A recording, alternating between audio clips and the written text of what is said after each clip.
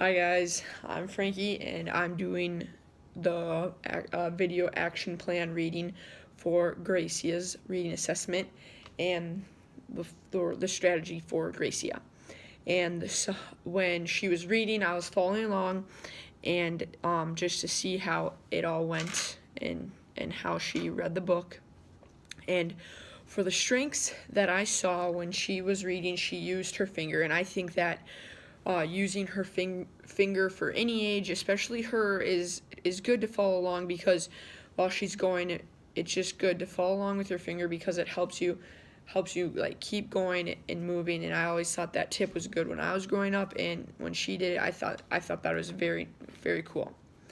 Another one was when she kept going through even when she was struggling, and I thought that was good because even when she was struggling, she just kept going, even though she may have got a little flustered inside, but I'll talk about that later, but she kept going and keep moving through the book even though she was struggling, and I think that was pretty good because she had the motivation and kept moving to keep going, to read it out loud to the teacher.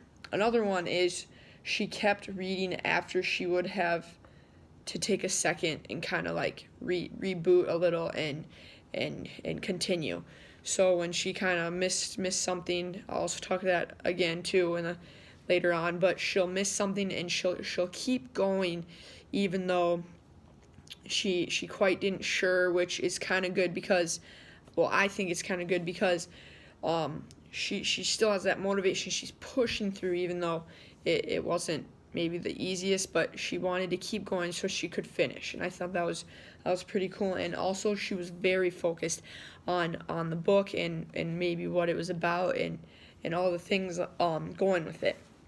And for the weaknesses, she would read really quietly, which is understandable because she could be shy and also just new with everything, which is all right. But I also think that when I continue more, she just wasn't confident, and so she was kind of quiet and would read a little bit more, quiet. So I turned it up, but I think eventually as she keep going, it will get better and progress for her to be confident and to be louder.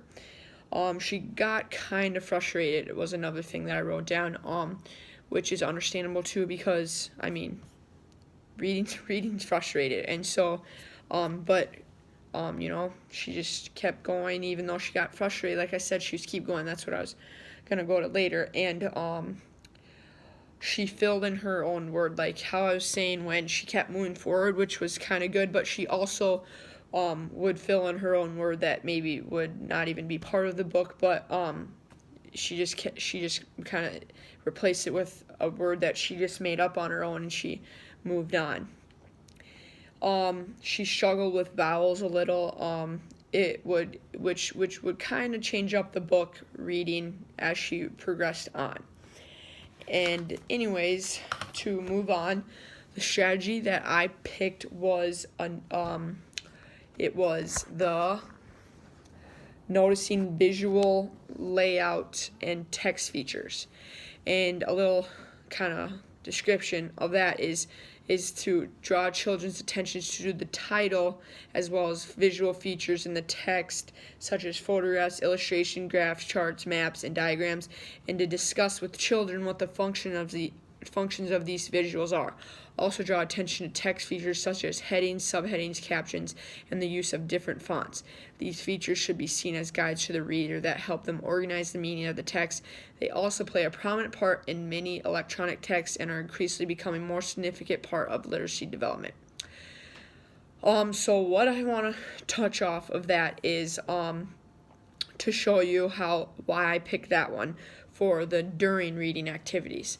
And the during reading activities, I picked that is because since she was kind of struggling with her own words, well, with the words and how she was filling in words on her own, kind of like I was talking about, I thought that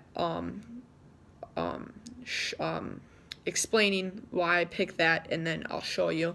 But I'm explaining it because what I'll do with that would be it says they play just kidding. It would These features would be seen as a guide to the reader that help them organize the meaning of the text, which the pictures of the story about the lizard on page 3, for example, would maybe help her learn the words and from the pictures and help her know the words in the text. For example, when I was in high school, my senior year, I was in a kindergarten class, and they were kind of learning like, oh, pictures are, you can read the pictures and will help with the text, and so they kind of pick that up, and once they get the text down and know, oh, get the pictures down and see that the pictures are in the text, that, oh, I'll start getting the word and understanding it and picking up the words and then starting to get the hang of it. And so that's why I picked that. And so for the example for me to show you now is right here. I kind of did my own little drawing. It isn't the best, but on page 3 it's the story, but this is how I would show Gracia. Here we go, sorry. One day, Lizard slowly climbed up on a large rock. He slept most of the day in the warm sun. And right here, if she would struggle with the word, maybe lizard or large rock, I'd say, what is this right here to you?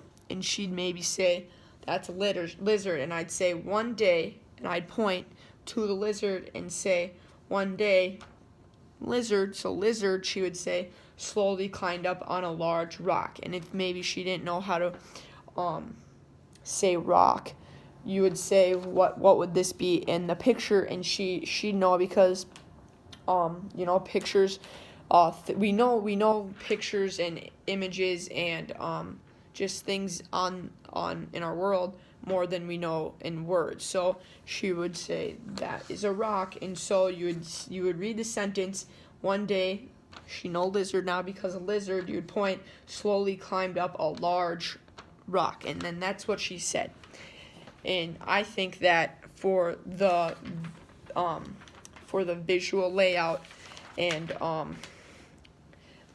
text features would help the best for Gracia, and that's why I picked that.